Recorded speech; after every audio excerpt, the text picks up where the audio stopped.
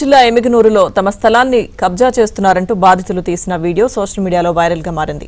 Military colony సమీపంలో 30 ఏళ్ల క్రితం చేనేత కుటుంబానికి చెందిన నారాయణ, నాగరత్న అనే భార్యాభర్తలు 6 సెంట్ల స్థలాన్ని కొనుగోలు చేశారు. అప్పట్లో ఆర్థిక పరిస్థితి సరిగా లేకపోవడంతో ఇంటిని నిర్మించుకోలేదు. ఇటీవలే గతంలో తాము కొనుగోలు చేసిన స్థలంలో గుడిసె వేసేందుకు రాళ్లను పాతారు.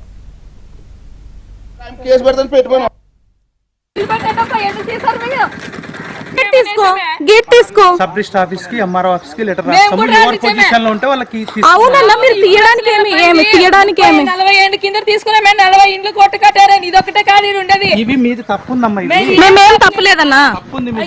తప్పు ఉంటే అక్కడ తెలుస్తుంది కదన్నా. మీరు ఇప్పుడు తీయడం ఎందుకు చెప్పండి.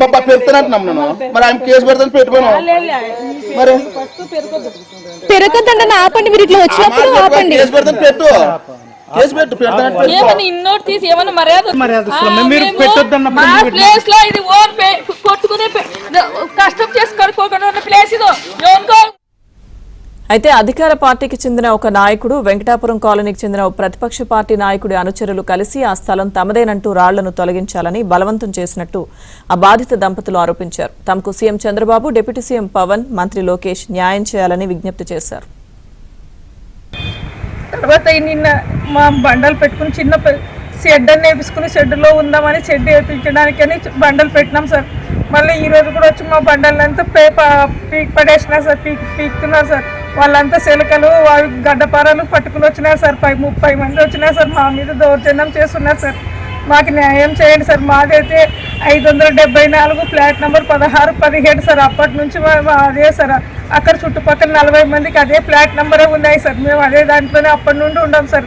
ఎందుకంటే మా పరిస్థితులు సరిగ్గా లేకుండా కట్టించుకోలేదు సార్. అట్లే ఉన్నాం. ఇదిలా ఉంటే ఈ వివాదానికి కారణమైన స్థలం కొనుగోలు చేసిన వెంకటేష్ మాట్లాడుతూ తాను కొనుగోలు చేసిన స్థలానికి సంబంధించిన అన్ని పత్రాలు తన వద్ద ఉన్నాయని, ఇందులో అధికార ప్రతిపక్ష నాయకుల ప్రమేయం లేదని అన్నాడు. తానే స్వయంగా రాళ్లను తొలగించానని చెప్పారు. 575 బిలోన ఉన్నాను. అది ఏరే వాళ్ళు స్థలం నాదంటున్నారు. కాకపోతే వాళ్ళది ఏరే ఉంది.